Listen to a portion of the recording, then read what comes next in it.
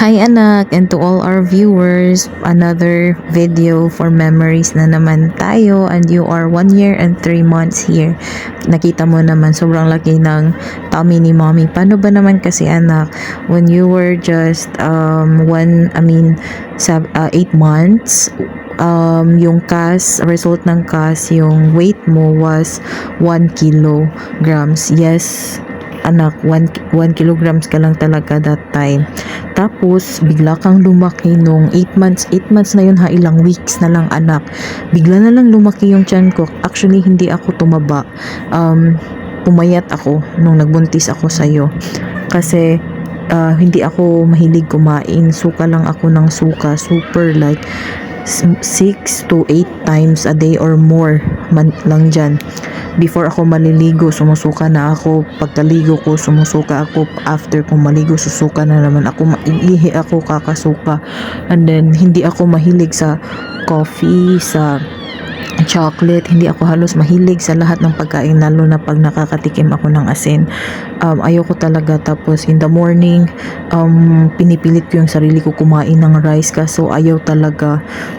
Ang dami ko pa namang vitamins na iniinom that time. Tsaka talagang ayaw tanggapin ng sikmura ko.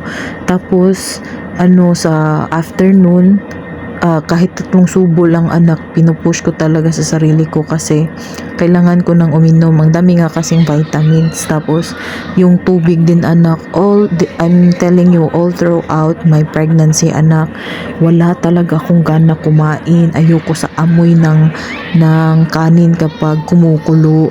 Ayoko sa amoy ng mantika kapag nagluluto, kapag umiinit. Naaamoy ko yan, ayoko niyan. Tapos ayoko din sa tubig, yung lasa ng tubig. Alam mo anak, grabe.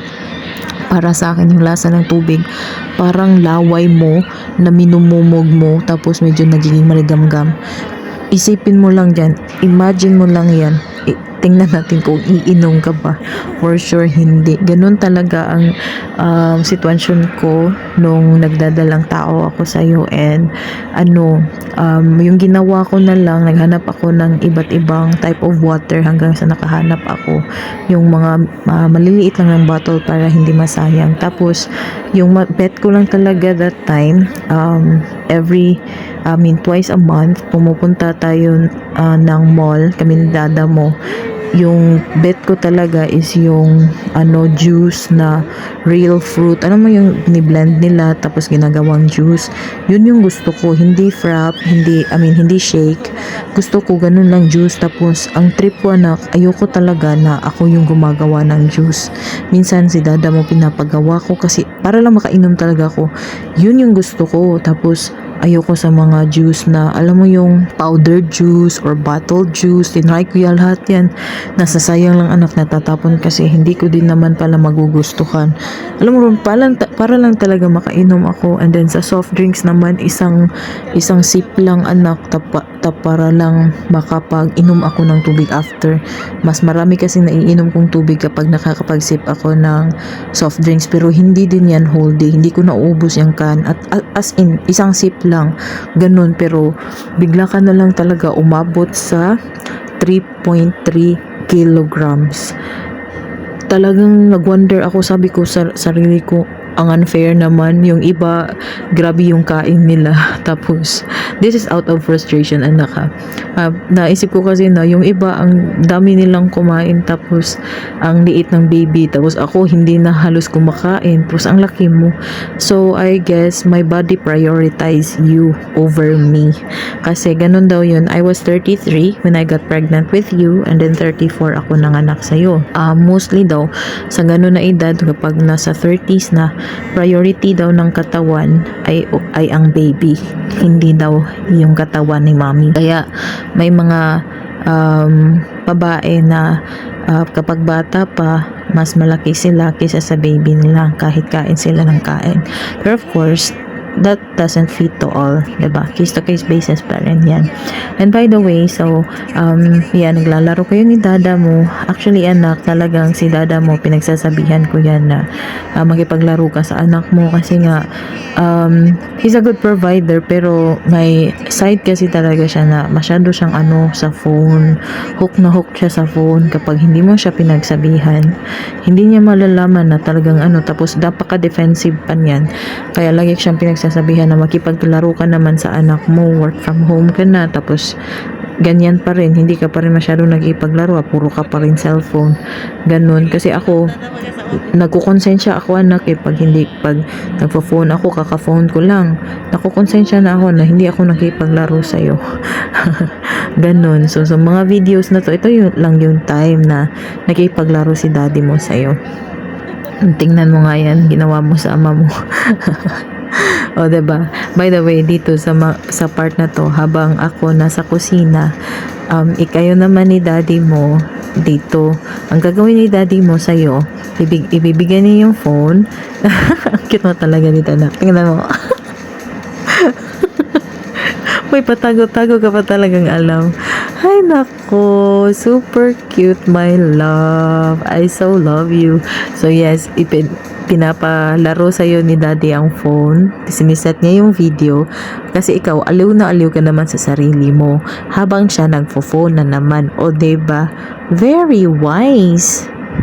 Kaya sa mga kalokohan, si dada mo talaga nagturo sa'yo kasi ako disiplina.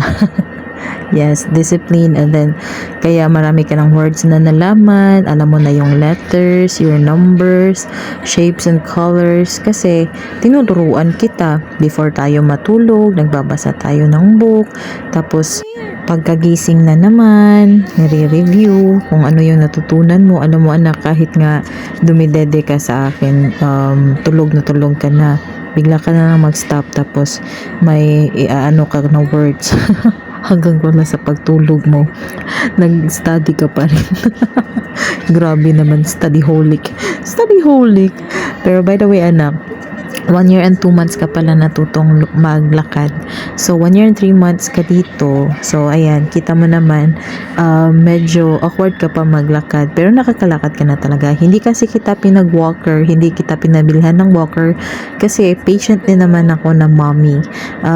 I don't compete with other moms. I clap sa mga achievements, sa milestones ng babies nila, but that doesn't mean na pinupush kita or pinipressure kita na ma-achieve mo rin kung ano yung na-achieve ng iba.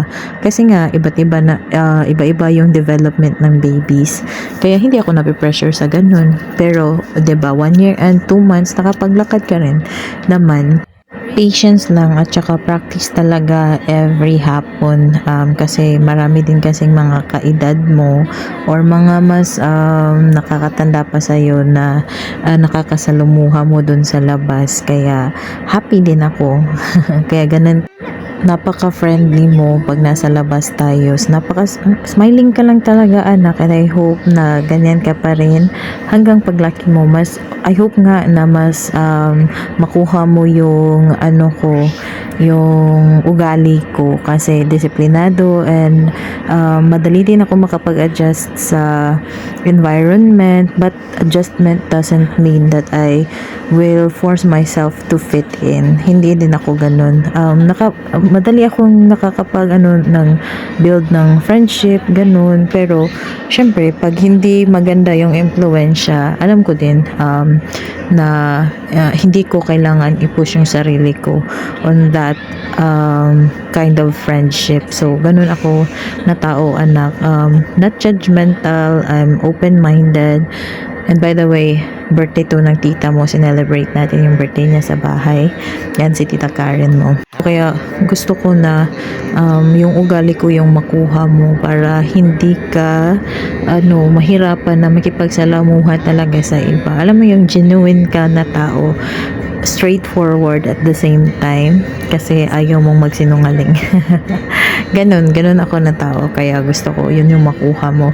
Ang gusto kong makuha na ugali mo sa dada mo, yung pagka-thoughtful niya, yung inaano niya, yung gusto niya sineselebrate yung birthday natin, yung kung ano mga okasyon, Mother's Day or Valentine's Day or whatnot, gusto ko yun yung makuha mo sa kanya. And then yung galing niya sa math, for me kasi mas magaling siya sa math, mas weak ako sa math. Yes, an industrial engineer, but I'm weak sa math. Hindi ko naman talaga hate si math ng bonggang-bongga. Weak lang talaga yung foundation ko pagdating sa math. Math is fun kung walang oras. Pag meron ng oras, hindi na siya fun. Hindi na ako natutuwa sa kanya.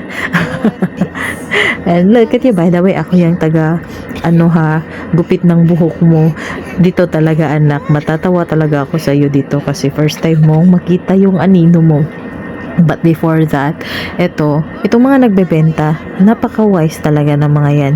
This time, ikaw yung lumapit pero most of the time, anak, sila yung lalapit sabihin sa akin, Ma'am, bili ka po nito para sa baby nyo. Sasabihin ko, wag lang po kuya, masyado na maraming laruan kasi ito eh. Tapos anong gagawin niya? Mahaharap sa'yo, sasabihin, Baby, ang ganda nito, pabili ka sa mami mo. Ganun sila kalupit, anak ko. Ay nako, grabe talaga. Ito na yung part na kung saan parang napansin na ng tita Karen mo na natatakot ka sa anino mo kasi umiiyak ka. Tingnan mo yan sa part na yan. Yan, medyo umiiyak ka, nagmamadali ka. So, ang ginawa mo, lumapit ka kay dada mo. Kasi, parang natatakot ka na talaga. So, natatawa na lang kami dyan. Akala mo pa siya yung dada mo. Pero andyan lang yung dada mo. By the way, 1 year and 4 months ka na dito. So, to confirm kung talaga bang takot ka sa anino mo, so ito, sinusundan na lang kita. Ayan, pinupush ka ng dada mo na pumunta dyan sa part na yan. Tapos yan, ipaparinig ko sa'yo ang iyak mo ha. Ala, kita niya, Nino.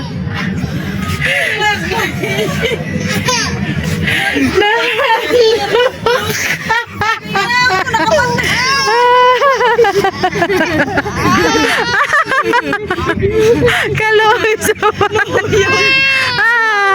Kiss mommy. Alam mo anak, the following day, nakita mo na naman yung anino mo sa bahay na tayo. Iyak ka ng iyak habang nasa kusina ako. Ang ginawa ko, I let you face your anino. Talaga touch ko sa'yo yung anino mo. Kahit iyak ka ng iyak, sinasabi ko sa'yo, it's okay, it's fine, it won't hurt you. Yun lang ang ginawa ko anak hanggang naging friends na kayo ng anino mo on that moment. Yun lang, I love you. Mwah.